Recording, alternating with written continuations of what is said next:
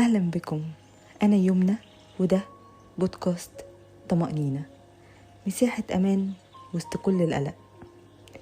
في يوم زي ده بنحتفل بكل أم، بس الحقيقة إن الأمومة مش يوم، دي رحلة عمر كاملة، رحلة فيها الحب ملوش حدود، بس كمان فيها تعب محدش بيشوفه، وفيها صبر ممكن يخلص، بس الأم ما بتستسلمش.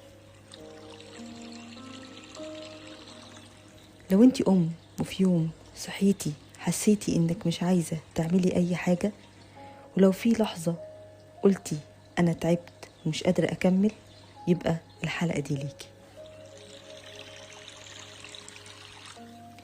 في يوم زي ده الدنيا كلها بتتكلم عن الأم المثالية، الأم اللي ما بتغلطش، اللي دايما صبورة، اللي بتدي من غير ما تتعب.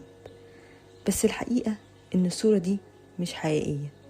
الحقيقة إن في أم دلوقتي قاعدة لوحدها وحاسة إنها مقصرة وإنها مش كفاية. الأمومة مش بس حضن دافي، الأمومة كمان ليالي طويلة بلا نوم ولا تقدير. أوقات كتير الأم بتفضل تدي لحد ما تنسى نفسها وإنها هي كمان إنسانة. المشكلة إن محدش بيلاحظ ده، لأنك على طول بتبتسمي قدام الناس وبتقولي أنا كويسة، بس جواكي في صوت بيقول أنا تعبت، أنا مش قادرة أكمل بنفس الطريقة. ويمكن أصعب إحساس إنك تبقي حواليكي ناس بس محدش شايفك، ودايما بتفضلي تكملي وانتي خلاص من جواكي بتقعي.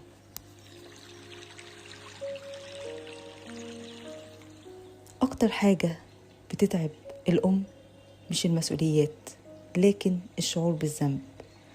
لو زعلتي بتحسي إنك قاسية، لو تعبتي تحسي إنك ضعيفة، لو فكرتي في نفسك بتحسي إنك أنانية. بس ليه؟ مين قال إن الأم لازم تلغي نفسها عشان تكون قدام الناس أم كويسة؟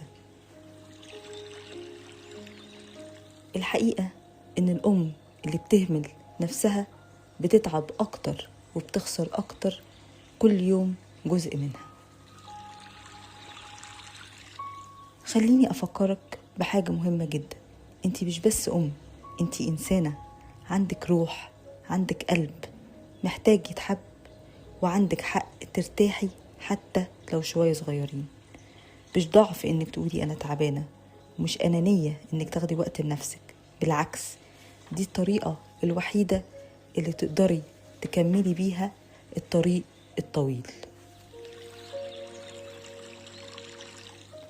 حب الأم مش مثالي، حب الأم حقيقي.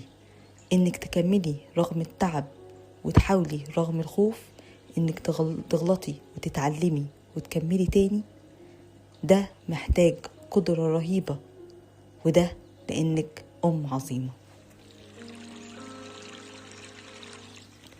مش لازم الأم تكون كاملة عشان تكون كفاية. أطفالك مش محتاجين أم مثالية، هما محتاجينك أنتي بحقيقتك وبضعفك وبحبك اللي بيظهر في أبسط التفاصيل. القوة مش إنك ما تتعبيش، القوة إنك تعترفي إنك تعبانة وبرضه تكملي، إنك في عز ضغطك لسه بتحاولي. أنتي مش ضعيفة، أنتي مرهقة، وده فرق كبير جدا. في عيد الأم مش هقولك تبقي أحسن ولا تبقي أقوى، أنا هقولك حاجة أبسط بكتير. خففي عن نفسك، سامحي نفسك، أنتي إنسانة بتحاول، وده في حد ذاته عظيم.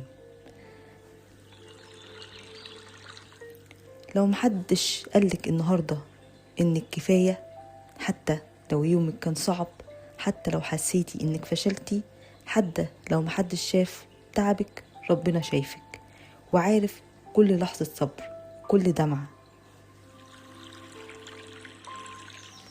كل سنة، وكل أم بتحاول طيبة، وكل قلب تعب من المسؤولية ربنا يجبره. لو الحلقة دي وصلت لقلبك ابعتيها لكل أم أو كل واحدة محتاجة تسمع إنها كفاية. كان معكم طمأنينة، إلى أن ألقاكم في الحلقة القادمة. خلي بالك من قلبك يا أعظم أم.